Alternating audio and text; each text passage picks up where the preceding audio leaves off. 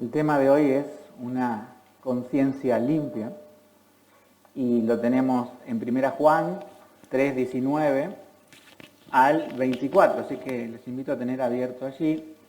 El 19 hace, como dije, una conexión que lo leímos el domingo pasado. Les recuerdo que veníamos hablando del amor fraternal y que había dicho que el test de Juan era: ¿cómo sé si soy un hijo de Dios, una hija de Dios? Si amamos a los hermanos. Por eso el 19 dice: y en esto conocemos que somos de la verdad y aseguraremos nuestros corazones delante de Él. Si bien después sigue hablando un poco acerca de otra vez del amor fraterno, como lo podemos encontrar, ¿sí?, en los versículos finales, pero hay un tema en el medio. Y este tema está en el versículo 20, 21 y 22, ¿sí? Porque si nuestro corazón nos reprendiere, mayor es Dios que nuestro corazón, y Él conoce todas las cosas, dice el versículo 20. Un comentarista del siglo XVIII, John Gill, decía que si nuestro corazón nos reprende, está hablando de la conciencia, ¿sí? Hay una palabra que usa la Biblia para conciencia que no aparece aquí, aparece una docena de veces, pero en este pasaje se habla de la conciencia y es el tema que vamos a hablar hoy. Ahora, uno se pregunta, ¿qué es la conciencia? El mundo le da una explicación con el avance de la, podemos decir, de la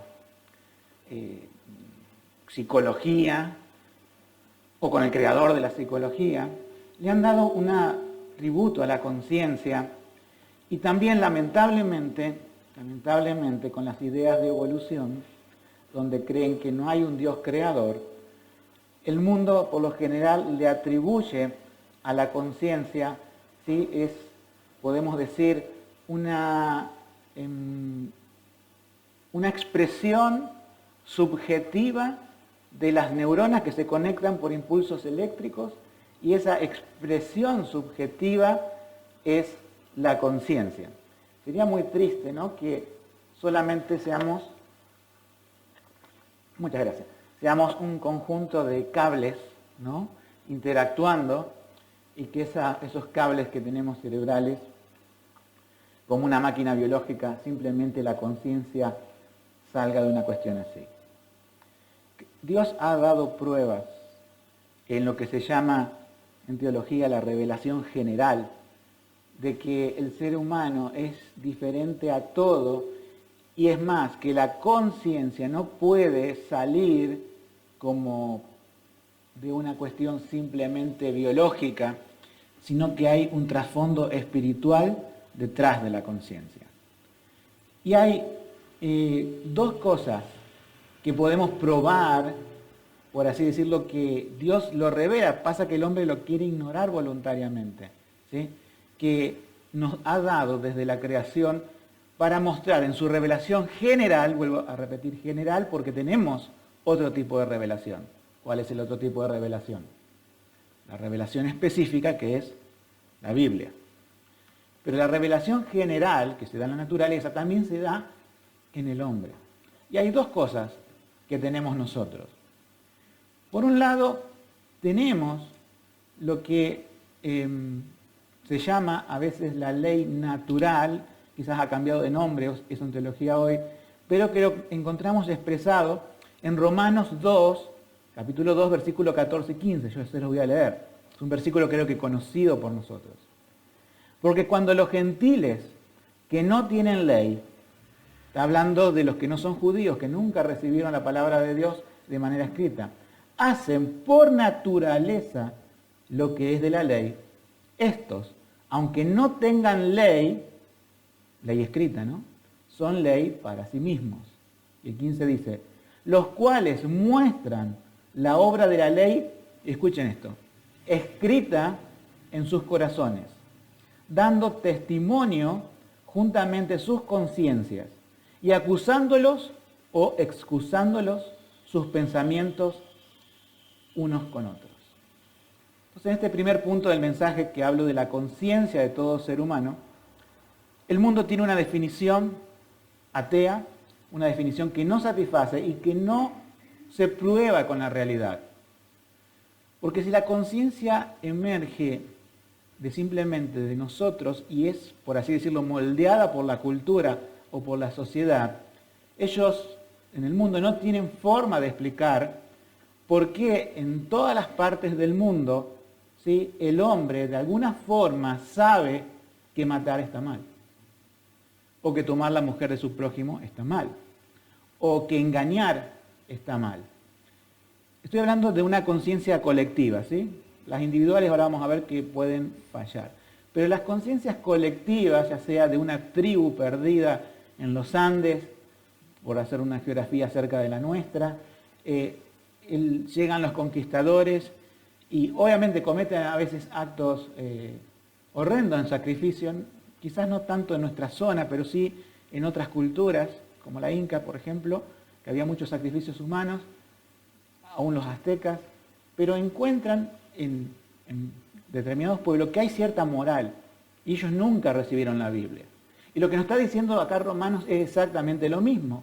Los gentiles, o sea, los que no eran judíos, porque Dios les reveló su revelación específica, o sea, la Biblia, a los judíos. Pero a los gentiles no tenían nada. Sin embargo, ellos se acusaban o se excusaban de acuerdo a una ley escrita, ¿dónde dice?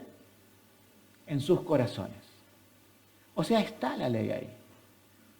En todo ser humano, ¿por qué está esa ley? Bueno, ustedes recuerdan, en el jardín del Edén, Dios creó al hombre a su imagen y semejanza. Eso se refiere a la parte espiritual de Dios. Si bien no le pasó al hombre sus atributos de poder y grandes atributos, sí le pasó, ¿sí?, un sentido, ¿sí?, de lo que es Él en su justicia y de lo que es Él en cuanto a lo que desea del hombre en su creación. O sea que, fíjense en que la ley de Moisés vino ¿cuántos años antes de Cristo? 1450 años. Pero mucho antes de eso, la gente, ¿por qué se regía? ¿Qué sabía que estaba bien y que estaba mal? Bueno, Dios se manejó por mucho tiempo con la humanidad, y este es, por ejemplo, el tiempo de Noé, con esta ley de la conciencia, esta ley de la ley escrita en los corazones. Después Dios dio la ley específica para que el hombre quedara sin excusa. Pero todos la tienen. Y la segunda cosa, yo dije, esa es una, ¿sí? Dije, es una cosa. O sea que tiene el hombre en su corazón la ley de Dios escrita desde el momento que nace. Pero ahora, con que esté escrita, no quiere decir que la obedezca. Eso es otra cosa. ¿Sí? ¿Cuál es la segunda cosa? La segunda cosa es que el hombre tiene conciencia de alguien superior y ese es Dios. Por eso todas las culturas siempre tienen dioses. ¿Por qué? Porque tienen el deseo, tienen esa sensación de la existencia de alguien más grande a ellos y de alguien que por lo general no pueden ver, ¿sí? Pero mal entendido, ese sentimiento se transforma ¿en qué? En la idolatría.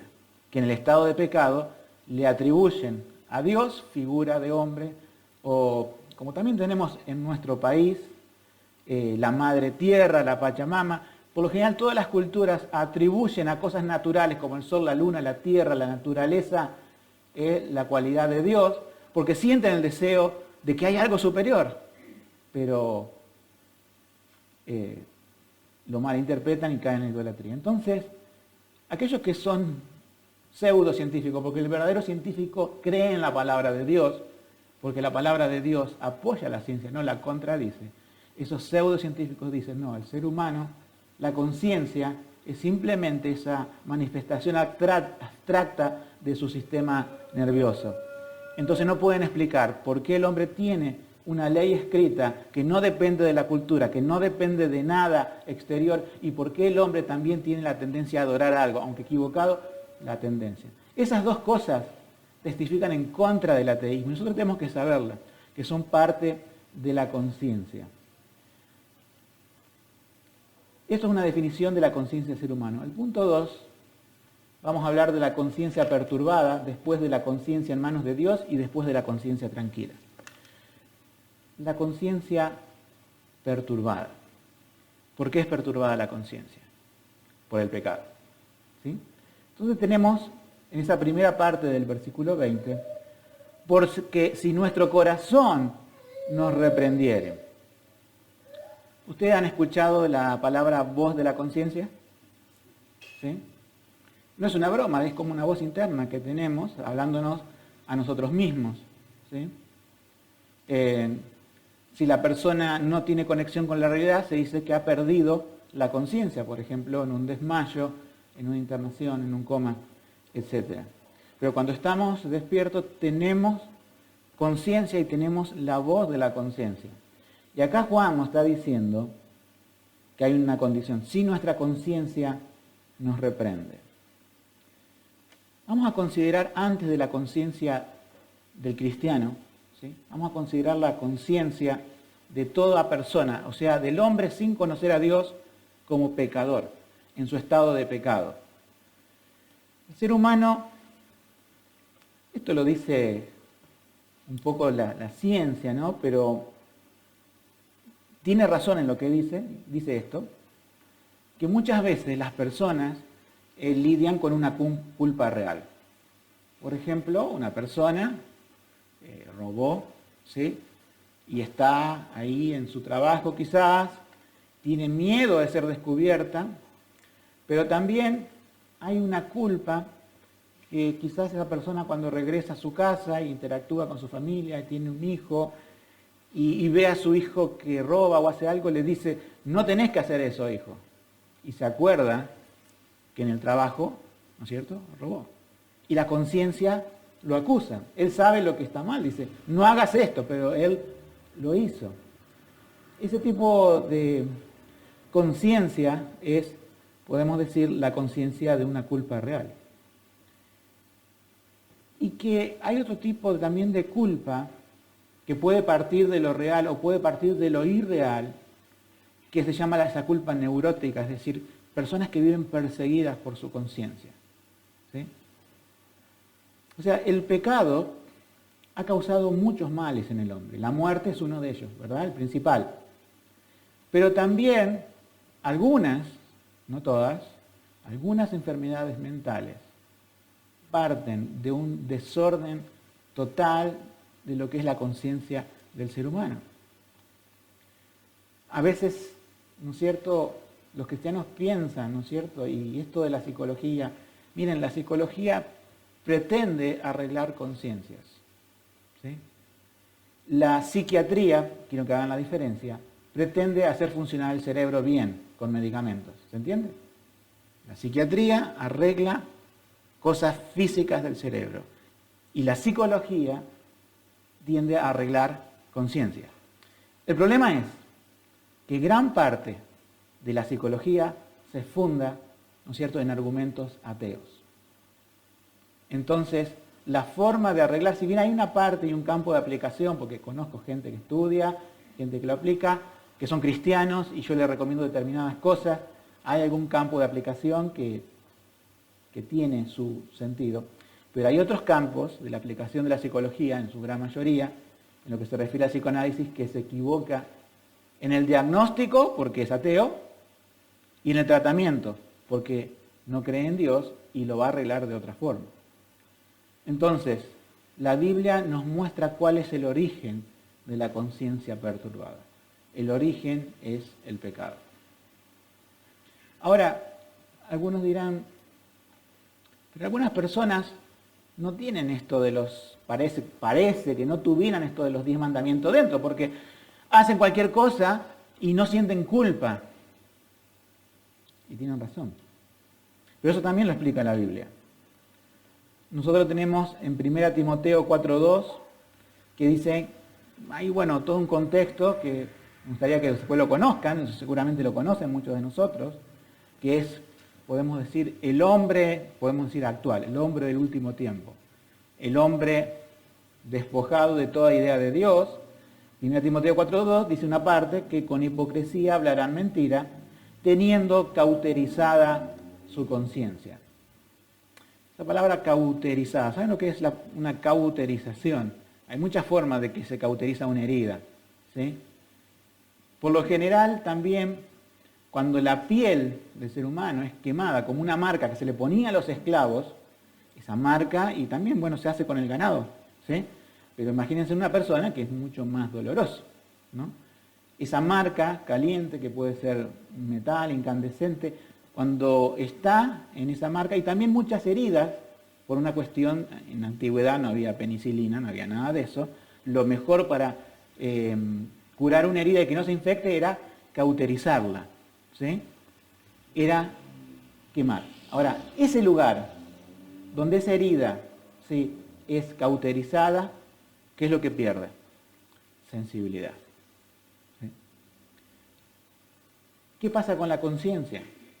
Está la ley de Dios, la ley moral de Dios está ahí. Pero el ser humano, persistiendo en el pecado, al principio, ¿sí?, le causa cierta herida. Porque cuando tenés la conciencia intranquila, es como si te duele algo, pero por dentro. Tenés una herida por dentro. Ahora la persona, supone, te robó una vez, por poner un ejemplo de los 10 mandamientos, puedo poner muchos más. Le dijo, hijo, no robes, me pesa la conciencia, estoy diciendo a mi hijo que no robe y yo robe en el trabajo, dice, me pesa. Se le presenta otra oportunidad de defraudar, de torcer los números, y lo hace por segunda vez. Le pesa algo. Y a medida que lo va repitiendo una y otra vez, llega un momento que siente la culpa, pero no siente el peso. ¿Sí? Sabe que está mal, pero su conciencia ha quedado como cauterizada, insensible. Entonces puede robar cantidades mayores de dinero, porque ya se hizo insensible. Antes era a lo mejor algo que no repercutía en la empresa, que no se veían los números, y luego un día lo descubren porque ya la defraudación se hizo tanto. El pecado tiene esta característica, que siga avanzando. Lo mismo pasa con la lujuria, lo mismo pasa con la envidia, lo mismo pasa con la ira, lo mismo pasa con todo. Puede seguir avanzando. Y si una y otra vez el ser humano, ¿sí?, se enfoca en eso y persiste, llega un momento en que la Biblia los define, tienen la conciencia cauterizada. El hombre moderno, ¿sí?, el diablo sabe esto, que es destructor de la humanidad, y lo que trata de hacer en este último tiempo, Satanás, con todos los medios del mundo, es cauterizar la conciencia de los niños pequeños. A los homosexuales no les alcanzaba con serlo en su edad adulta, ¿sí?, sino que forman una ideología oponiéndose a la biología. De hecho, tuvimos en nuestra semana, ¿sí?, acá en nuestro país, en Argentina, tuvimos el hecho de que ahora hay un nuevo documento, un nuevo DNI. Ya no sos, bueno, podés optar, hombre o mujer, que te lo ponen en el nacimiento, según tu sexo biológico, que es lo que Dios dice en la palabra. Dios creó al hombre y a la mujer. Pero ahora hay otra categoría que es X, ¿sí? Entonces, fíjense cómo funciona la conciencia en el pecado destruida. Más allá de una propaganda presidencial, que usan eso para, si estamos haciendo gestiones, acá está el primer DNI, nos alineamos con tantos países que tienen su DNI X. Entonces invitar a una persona que se identifica con que no es hombre ni mujer, ¿y qué es lo que hace en público? Tiene una camiseta que dice, no somos X. Entonces, se dan cuenta que no los conforma nada. El ser humano no está conforme ni con su propia existencia hoy. Y trata de infundir a los niños esto. La existencia es otra cosa. Y trata de influir en sus mentes, en sus corazones, para que todo lo malo que antes en la conciencia colectiva de la sociedad se refrenaba, ahora la conciencia colectiva de la sociedad se vino abajo como un muro y llena todo y ataca especialmente a los niños para que de pequeños se les cauterice la conciencia en cuanto a ciertos aspectos morales que la sociedad siempre tuvo, porque vienen de esa ley moral que puso Dios dentro, y también vienen de personas cristianas que predicaban el evangelio, de las iglesias, de países que se fundaron bajo la Constitución con la Biblia subyacente a la Constitución. Hoy nos enfrentamos a un mundo donde la verdad es destruida y donde la conciencia es cauterizada. Entonces, fíjense en el ataque que tenemos hoy y cómo tenemos que estar alerta por nuestros niños, ¿sí?, a un mundo que quiere cauterizarles la conciencia. Hablarán mentiras, hablarán con hipocresías. Fíjense en otra cosa, Timoteo 1:15. Todas las cosas son puras para los puros, mas para los corrompidos e incrédulos nada es puro, ante su alma y conciencia están corrompidas. Una de las cosas que tiende a ser una conciencia corrompida es saber cómo el mundo, todo corrompido. ¿Y qué es lo que trata de hacer? Corromper todo el mundo. Es como un virus que se esparce, ¿sí? Y siempre para peor. En el Salmo 127:2 dice, y esto es para pensar un poco ya, no tanto en el mundo, sino un poco en el cristiano, ¿sí? Vamos acercándonos un poco a eso. Por demás os es el madrugar y levantaros, el veniros tarde a reposar, el comer pan de dolores, pues a su amado dará Dios el sueño. Miren, no voy a hacer de esto una doctrina de la terapia del sueño, no. Pero hay una cuestión. El ser humano necesita dormir.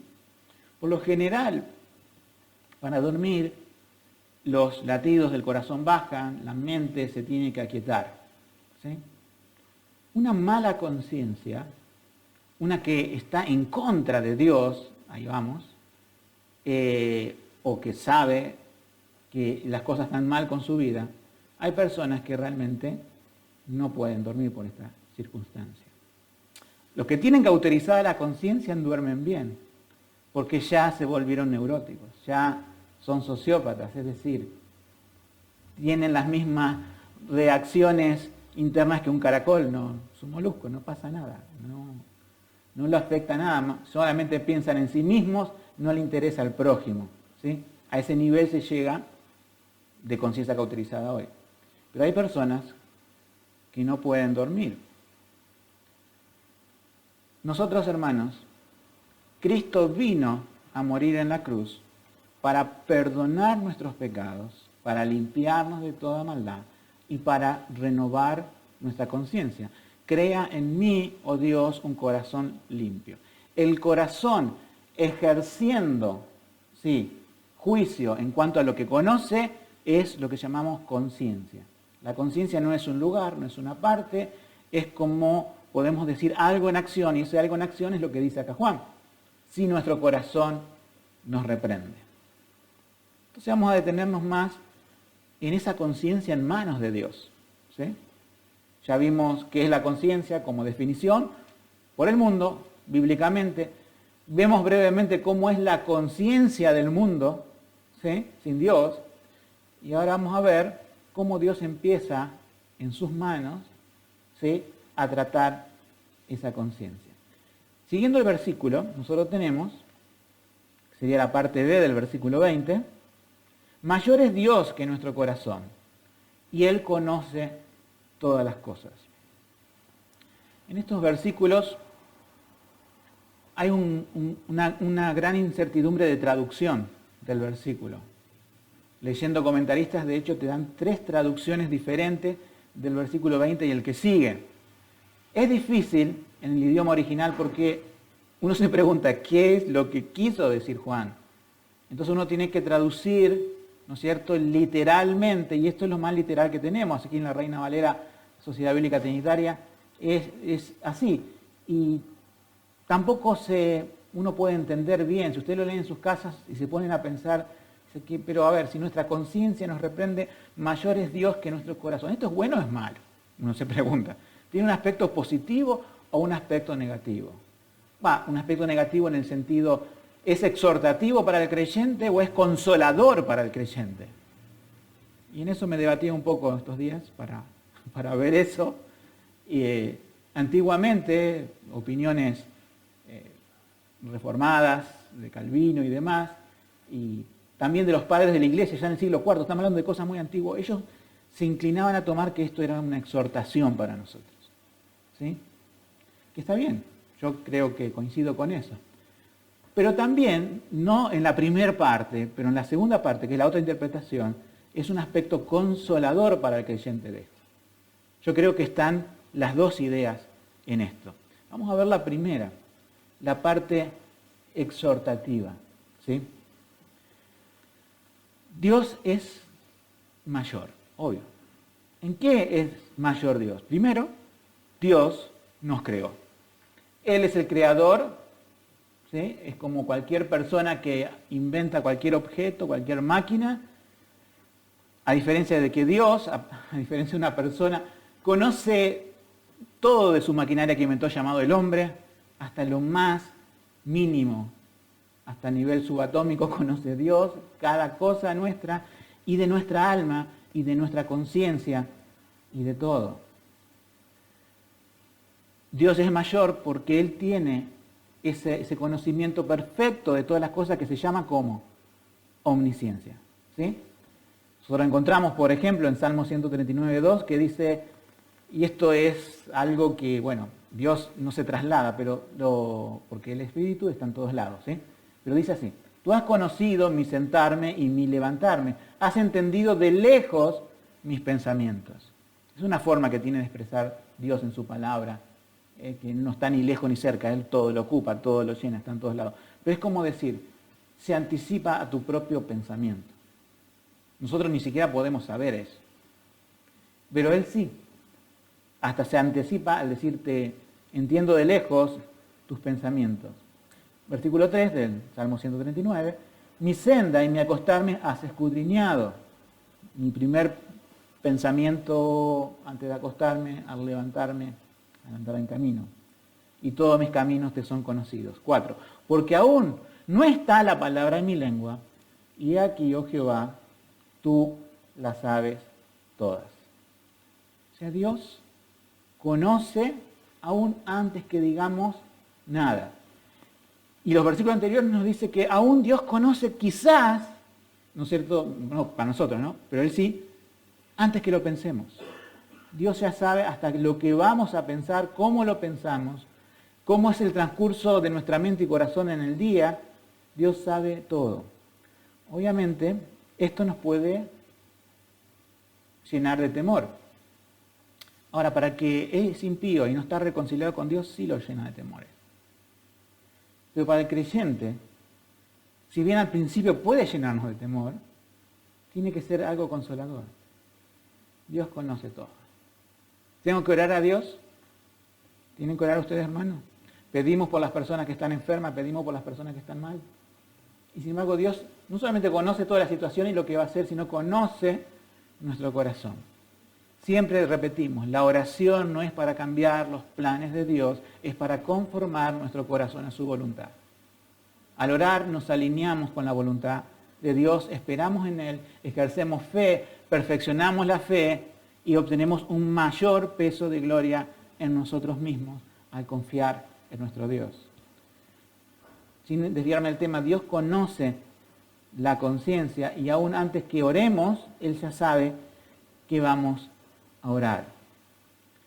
Ahora, la conciencia en manos de Dios, acá ocurre algo maravilloso en la conciencia de cada ser humano. Antes de conocer a Cristo, ¿sí?, el ser humano tiene una conciencia errática. Está la ley de Dios, pero está cauterizada en muchos aspectos. Las personas con su conciencia no saben qué hacer, no saben qué quieren, no saben qué hacer en el futuro y hay una ansiedad y básicamente la gran cantidad de cada vez más consultas psicológicas se debe al desorden que las personas tienen dentro. De todo tipo. Ahora viene Cristo y trae la luz. Como en esa tierra desordenada de Génesis, Él pone todas las cosas en orden. Él limpia la conciencia y eso es un aspecto muy importante.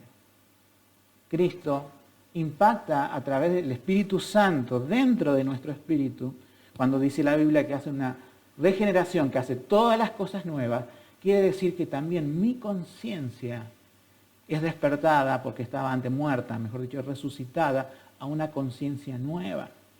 Pero la Biblia nos dice también esto, que está todavía mi vieja conciencia que tiende al mal, ¿sí? Pero tengo una nueva conciencia. Y otra cosa que hace Dios, y muy importante, es que Dios trae la información correcta para que la conciencia decida. Se dice que la conciencia decide en base a conocimiento previo. Una persona puede tener la conciencia tranquila de que obró bien, pero obró mal, ¿se entiende? ¿Por qué? Porque tiene una mala información. No con eso queda excusado de que obró mal. Pero Dios no solamente limpia nuestra conciencia, sino que viene a traer la información correcta para toda tu vida y para gobernar tu conciencia. ¿Y qué es? La Biblia, su palabra. Su palabra específica. Ya no te deja con esos mandamientos escritos en la conciencia desde el momento de nacimiento, sino que ahora trae toda su revelación. Trae la revelación de la ley y trae la revelación de la gracia en el Señor Jesucristo. Por lo tanto, la ley nos condena y atribula nuestra conciencia. Eso es el verdadero evangelio, ¿se dan cuenta? Para que nosotros hayamos tenido una conciencia limpia y una conciencia renovada, primero la palabra tuvo que condenarnos, tuvo que hacer pesar nuestra conciencia, como dice la Biblia en esos términos técnicos, convencernos de pecado y de juicio, que el juicio de Dios estaba sobre nosotros, que su ira estaba sobre nosotros, para después descansar en Cristo, en que por gracia somos perdonados, que no es por nuestras obras, sino que es por el perdón que Él ofrece a través de su muerte en la cruz, para que todo aquel que en Él crea pueda ser salvo y de esta forma tener libertad de conciencia y estar en paz con Dios. Por lo tanto, cuando la Iglesia, en términos generales, no predica en contra del pecado, lo que está haciendo es haciendo dormir esas conciencias. Cuando las personas vienen a un salón de una iglesia a escuchar todo lo que Dios tiene para bendecirte y nunca te enfrenta con tu pecado, lo que está haciendo es darte un somnífero para tu conciencia, para que se cauterice bajo la sombra de la religión, para que se cauterice bajo la sombra de una supuesta cristiandad, pero que es falsa. Una vez se asombra, ahora se asombra, pero antes no, pero a veces nos asombramos. ¿Cómo puede esa gente ser engañada de tal forma por una persona que sin escrúpulos, que cauterizó su conciencia y por eso hablan mentira y engañan y le sacan dinero a la gente? Uno dice, ¿cómo pueden seguir a esa persona que es no sé, puede ser un predicador, puede ser lo que sea? ¿Cómo puede ser? Bueno, hay una razón.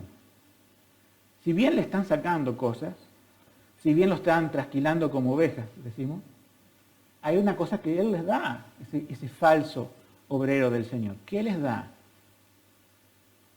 Una conciencia que no es atacada por la palabra de Dios. Alguien que nunca te habla de tus pecados, tu conciencia va a estar tranquila. Pero muchas de esas personas que Dios llama para salvación, dicen, no me están diciendo nada. No me están diciendo nada. Yo siento que necesito algo, que necesito cambiar, y no me están diciendo nada de eso. Por el contrario, muchas personas que a lo mejor están acostumbradas a eso, vienen a una reunión de estas y el que está acá arriba empieza a predicar en contra del pecado. Dice, pero ¿por qué tengo que exponerme a esa tortura de 45 minutos en contra de mis cosas, mis planes, mis gustos, mi carne? ¿Por qué tengo que torturarme así? No lo voy a escuchar más. Ya tiene su decisión. Alejado de Dios, pero cuando Dios llama para salvación, y a lo que Dios llama, vienen a la luz, así sucios como están, con todas sus cargas, con toda su conciencia intranquila, pero se abrazan a la luz, va a decir, examíname, aquí estoy, Señor. Tu palabra que saque todo lo que hay en mí para que pueda estar delante de tu presencia, examinado, juzgado, pero también perdonado.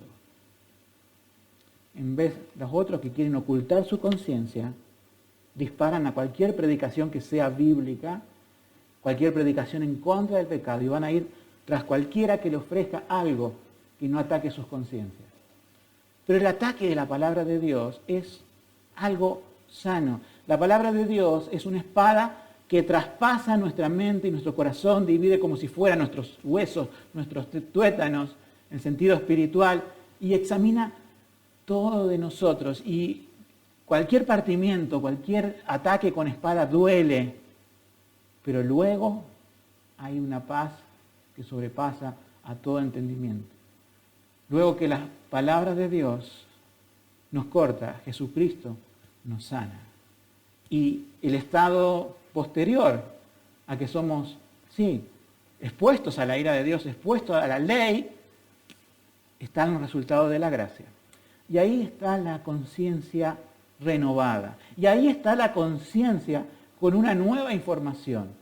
Y hermano, a mí y a vos te va a doler siempre la exhortación bíblica. Pero es una carga del Señor que es ligera. Él dice, yo te voy a poner un yugo, ¿no dice acaso la Biblia? Pero mi yugo, ¿cómo es? Es ligero, es fácil de llevar. Si vos querés llevar tu propia conciencia, ese yugo que te pone de cabeza en el piso, eso es horrible. El Señor pone un yugo porque aún estamos bajo los efectos del pecado en este mundo, pero estamos también bajo el efecto de su santidad, y estamos bajo el efecto de su Espíritu, bajo el efecto de su palabra, y el yugo que pone el Señor Jesucristo en nosotros es un yugo, aunque sea una paradoja, de descanso. Es un yugo que se puede llevar. Entonces, ahora nosotros los cristianos tenemos una conciencia tranquila, que es el último punto. Y quería traerles un ejemplo. Se dice que Martín Lutero, y es una frase muy conocida de él en cuanto a la conciencia, él dijo, mi conciencia está cautiva a la palabra de Dios. Por lo tanto, no puedo retractarme ni decir otra cosa en contra de mi conciencia porque no es conveniente, porque no es sano ir en contra de la conciencia. ¿Pero de qué conciencia él aclaró?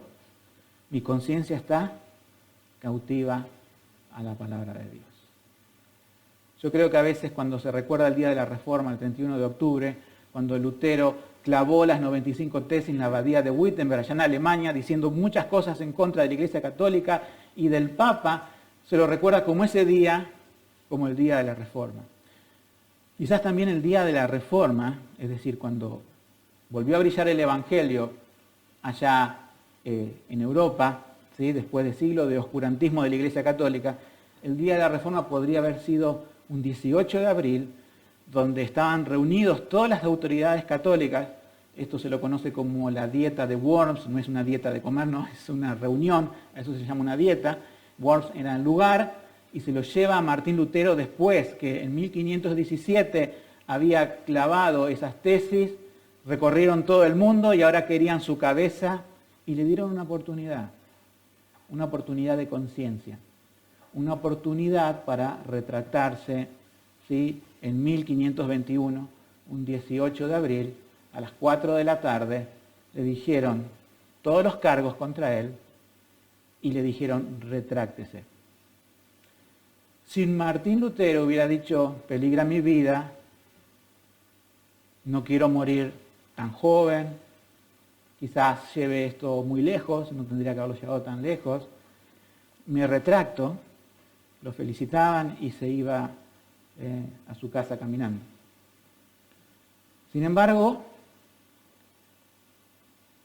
incluso le dieron unos días para pensarlo. Sin embargo, él se para y dice esto: mi conciencia está cautiva a la palabra de Dios y no puedo retractarme.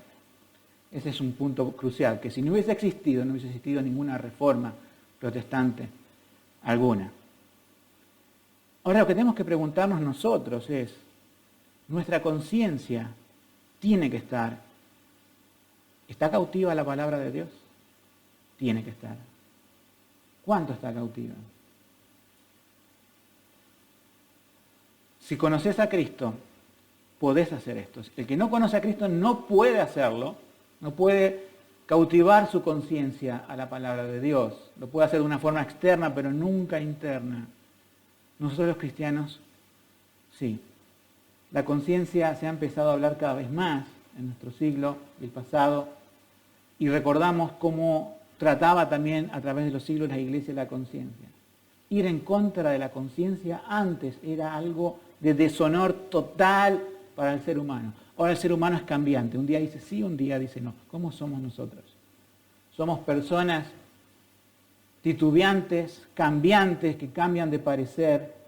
Obviamente, si vos guías tu vida espiritual de acuerdo a tus propios sentimientos, a esa conciencia caída en pecado todavía, que falta ser del todo renovado en el día de la resurrección, si vos guías tu corazón por esos sentimientos y esa conciencia, vas a caer una y otra vez de manera sistemática. Y es más, se ha cauterizado un área de tu vida que ya no podés, no sé cómo cambiar, dice. Recuerda esto, la palabra de Dios es poder. Poder para salvarte, pero también poder para santificarte, poder para guiar en tu vida y para que tu conciencia se renueve, para que tus pensamientos que fueron transformados una vez, ¿sí?, se sigan transformando a la imagen y al pensamiento de Cristo. Nosotros tenemos la mente de Cristo, dice la palabra, en el sentido que Él pone en nosotros eso a través de su santa palabra. Por lo tanto, la madurez cristiana es entender cada vez más esto, que tenemos que tener cautiva nuestras decisiones de conciencia a la palabra de Dios. La persona que descuida la lectura de la palabra de Dios, el estudio de la palabra de Dios, obviamente su juicio empieza a fallar. Cuando los creyentes dejan la iglesia o están amagando con dejar, o están amagando con irse al mundo, o ¿saben qué es lo que está pasando? Su conciencia está fallando, como un motor que pistonea y hace ruido y hace explosiones. Pero cuando el Señor viene con su palabra, pone otra vez, afina ese motor y empieza la persona nuevamente a pensar. Para eso Dios nos pone en una iglesia. Para que cuando tu conciencia por ahí se desvía un poquito de la palabra de Dios, viene otro hermano que te ayuda a volver a ¿qué? A la palabra. Y vos podés ayudar al otro hermano a que su conciencia también esté en la palabra de Dios. Los versículos que siguen nos dicen: y cualquier cosa que le pidamos, la recibiremos de Él, porque guardamos sus mandamientos y hacemos las cosas que son agradables a Él. Con esto sí termino, y que es lo siguiente, fíjense en que está cosas de pedir. Todo lo que pidamos será hecho. Uno dice, qué bien, todo lo que pidamos, Dios lo va a responder. Pero espera. No es tan así. Santiago 4:3 dice, pedís y no recibís. ¿Cómo es eso? Pido y no recibo, pero la Biblia me dice ahora en Juan que todo lo que pido lo recibo, ¿verdad? Bueno, pero está en la cuestión esta. Santiago 4:3 dice, pedís y no recibís porque pedís mal. Porque ¿para qué pedís? Para gastar en vuestros deleites. Cualquier cosa que pidamos la recibiremos de Él. Entonces, ¿cómo es eso? Es muy simple la cosa, aunque a veces parezca difícil. Cuando tu conciencia está atada a las cosas de la tierra, cuando tu conciencia está más, y tu corazón, estamos hablando de que la conciencia emerge del corazón, es la voz del corazón, cuando tu corazón está atado mucho más a las cosas de la tierra, te estás llenando de mundo, para que lo entiendas, te estás llenando de mundo. Cuando orás, Dios no responde esas oraciones porque no se están alineando con su voluntad. El Espíritu Santo no está alineando tu corazón, no porque no quiera, sino porque vos como creyente estás descuidando la lectura de la palabra y la oración y la comunión con Él y el arrepentimiento hacia Él. Entonces, yo pido y no recibo. Sí, puede pasar que tengamos esa expresión. qué ilógico, ¿no?, que hoy se predique esto, que todo lo que pidamos lo recibimos porque Dios viene a satisfacer nuestros deseos. Esa es la conciencia corrompida. La conciencia bíblica te lleva a decir, yo puedo pedir y recibir lo que deseo, porque nos dice este versículo, en la parte que sigue, porque guardamos sus mandamientos y hacemos las cosas que son agradables a Él. En el caso del versículo 21 dice que el corazón no es que te reprende, sino que el corazón, ¿qué? No te reprende. ¿Cómo no me reprende? Sí, porque te alineaste con la voluntad de Dios. Ah, no, pero eso es imposible, eso va a ser en el cielo. Sí, totalmente en el cielo va a ser posible. Pero tenemos que creer por fe que Dios puede transformar nuestras vidas para que en algunos momentos de nuestra vida podamos decir, estoy en paz con Dios. Mi corazón no me reprende en este momento. La palabra de Dios que está, mi corazón cautivo por la palabra de Dios, por eso no me reprende. Puedo orar y pedir a Dios y recibir respuesta porque estoy alineado a su voluntad. Eso no hay forma de explicarlo. Pero Él lo hace. Él lo hace así. Ahora, cuando estamos inquietos, es decir, pido y Dios no me responde, no está lejos de mí, me da la espalda, es indiferente hacia mí, estamos con la conciencia sujeta al mundo. O sujetamos, cautivamos nuestra conciencia a la palabra de Dios, que es Dios mismo en su voluntad, o la tenemos cautiva al pecado, al mundo y a nuestros propios pensamientos. Hermanos, que Dios pueda hacer en nosotros, ¿sí?, una limpieza más profunda de conciencia. Y cierro con este versículo, 1 Timoteo 1:19. Manteniendo la fe y buena conciencia, la cual, desechando algunos, naufragaron en cuanto a la fe. Fíjense en qué es lo que Dios pide que mantengamos delante de Él. Y van de la mano, son inseparables. La fe y la buena conciencia. Podemos mantener la fe en Cristo, pero vivir una vida cristiana miserable, ¿verdad? Quiere decir que no estamos recordando bien la fe en Cristo. Podemos ser salvos como por fuego, podemos ser salvos como sufriendo un naufragio y llegando agarrado de una tabla en vez de llegar en un barco, como siempre digo. O podemos, ¿no es cierto?, tener fe en Dios, mantenerla, guardarla hasta el final, como dice el apóstol Pablo, he guardado la fe, y también una limpia conciencia. Que la palabra de Dios examine todos nuestros pecados hoy, que nos presentemos delante de Dios y le podamos decir a Dios, examíname, examina mi corazón, tú conoces mis pensamientos, y que pueda renovar en nosotros una conciencia, un corazón que sea limpio. Que Dios nos bendiga en esta mañana. Amén.